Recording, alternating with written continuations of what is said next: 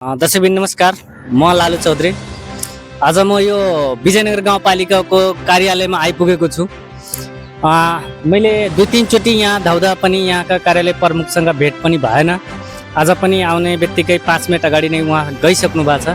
हाम्रो भेट हुन असम्भव। धन्यवाद। अनि चाहिँ मैले यहाँ 3-4 पटक भ्याउँदा पनि चाहिँ यहाँका मेयर साहबसँग भेट भएन। आज उहाँ चाहिँ परदेशमा जानुभएको छ। 3-4 दिन चाहिँ म आएको पनि भेट भएन। उहाँ सायद अफिसको कामले पढे बाहिर घुमिराख्नु भयो। परदेशमा 2-3 पटक गइपुग्नु भयो। यो विजयनगर गाउँपालिका वार्ड नम्बर 7 मधुनगरमा एउटा खानेपानीको ट्याङ्की बनेछ। त्यसको 10औं वर्ष भयो, अहिलेसम्म सञ्चालनमा आएको छैन। त्यो चाहिँ सञ्चालनमा आउँछैन। यो वर्ष पनि हामीहरू पालिकाको आन्तरिक स्रोतबाट पनि बजेट विनियोजन गरिएको हो। त्यसपछि एउटा संस्थाबाट जलवायु परिवर्तन संस्थाबाट पनि हामीहरू बजेट विनियोजन गरिएका छौँ। त्यो चाहिँ अब निरन्तर नै काम हुन्छ। त्यति लगानी लाग्छ, त्यति लगानी फेरि लगाउने, त्यति लगानी लगाउनै पर्छ। अहिले 10 वर्षसम्म पनि व्यवस्थापन भएको छैन। अब हुन्छ तपाईहरु इस्टिमेट मिलेन। वार्ड अध्यक्षसँग सोद्धाखेरि चाहिँ गाउँपालिकाको चाहिँ प्रविधिको कमी कमजोरी देखेको छ। गाउँपालिकाको प्रविधिको कमी कमजोरी होइन, जस्तै अब हाम्रो चाहिँ स्रोत चाहियो।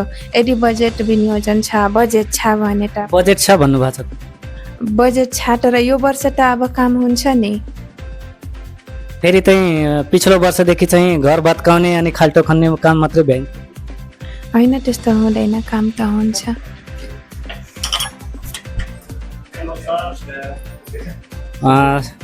सर, तपाईँसँग हामी केही प्रश्न राख्छौँ यहाँ यो गाउँपालिकाको विषयमा लिएर। स्वागत छ हाम्रो मिडियामा। एकैछिन है।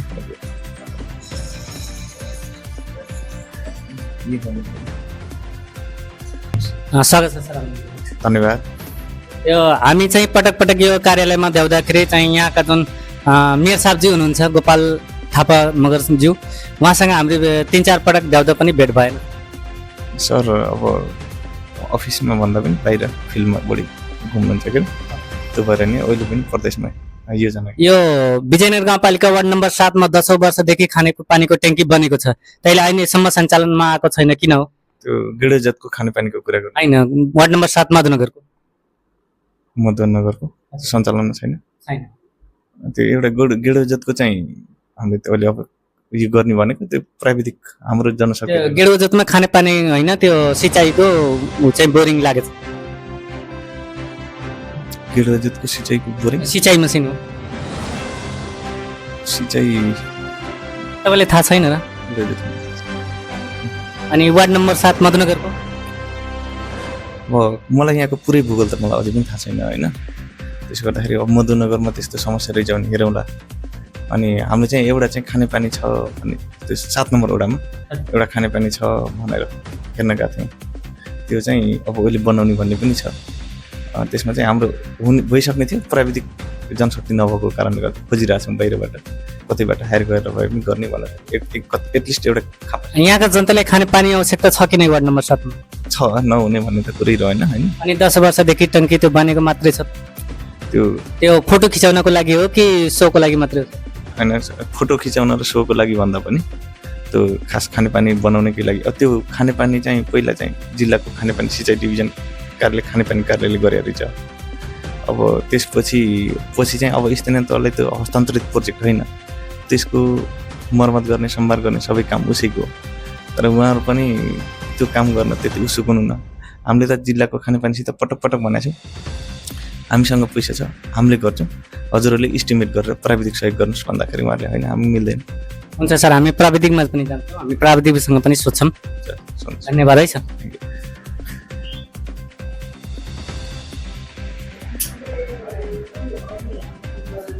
हामी प्राविधिक शाखामा आइसकेको छ। हामी प्राविधिक शाखामा यहाँ हामी सोध्न मिलाउँछौँ। प्राविधिक शाखाको प्रमुख कहाँ हुनुहुन्छ सर? हजुर नमस्ते सर। तपाईँसँग हामी केही प्रश्न गर्न चाहिए, मिल्छ कि नै?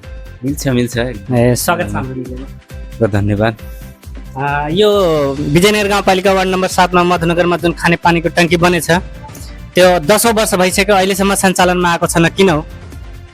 अब त्यो सञ्चालन गर्नलाई त खासमा खानेपानी ट्याङ्की बनेको कहाँबाट हो भन्ने कुरा, उसले बनाएको खानेपानी संस्थाले बनाएको कपिलवस्तुले होइन। अनि त्यसपछि अब सञ्चालनमा नआउनु भनेको त अब खानेपानीले पनि लगभग ख्याल गर्नुपर्ने हो, अथवा स्थानीयबाट अब बजेट भयो भने त्यो अनुसार सञ्चालन गर्न सकिन्छ। वार्ड नम्बर 7 का वडा अध्यक्षसँग सोद्धाखेरि चाहिँ उहाँले बजेट छ तर चाहिँ प्रविधिमा कमी कमजोरीले गर्दा चाहिँ भ्याएन भने हो। त्यो पनि एउटा मेन कुरो रहेछ हेर्नु। त्यसको लागि हल्का बजेट अब यहाँ छुट्याउनु भएको थियो यो वर्षको लागि।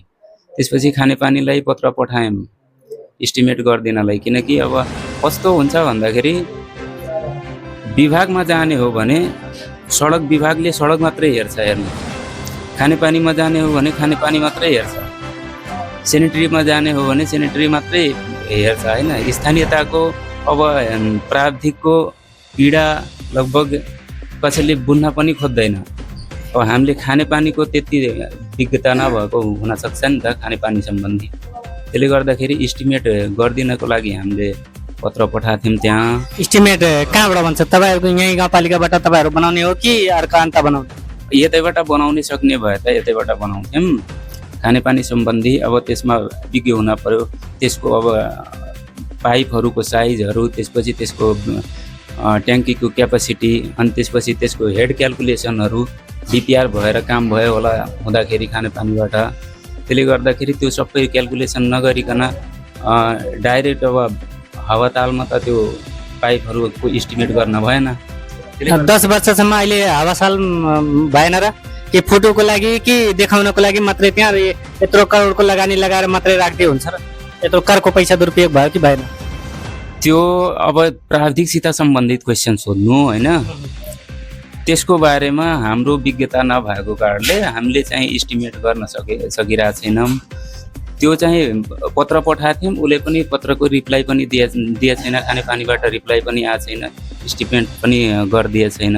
नगरिदिएपछि त अब हामीले के गर्न सकिन्छ कि अब जानकारी नभएको चिजमा हात अब त्यत्तिकै हाल्न पनि भएन।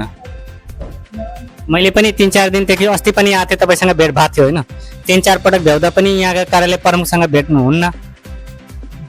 कार्यालय प्रमुख भन्नाले यहाँका मेयरज्यू भन्नाले हामीले भेट्ने? नै मसँग भेट भएन। कहाँ जानुहुन्छ? यहाँ कार्यालयमा बस्नुहुन्न कि बाहिर जानुहुन्छ त्यो थाहा भएन। होइन, उहाँको कुरा त उहाँ आफ्नो कारणले अब कता जानुभयो होला। अहिले त भर्खर त्यतै हुनुहुन्थ्यो आफ्नै कार्यक्षमा। म भर्खर आउँदै 5 मिनट अगाडि नै हिँडिहाल्नु। 9 लाख रुपियाँ जति छुट्याउनु भएको थियो यसपालि। अनि त्यो इस्टिमेटको बारेमा अब जुन कुरामा विज्ञता छैन भने त्यत्तिकै हात हालेर पछि झन् विवादित भइन्छ। त्यसले गर्दाखेरि हामीले इस्टिमेट गरिदिनु भनेर पत्र पठाएको थियौँ, त्यसको रिप्लाई नआएर काम चाहिँ अहिले चाहिँ भएको छैन। हस्, धन्यवाद।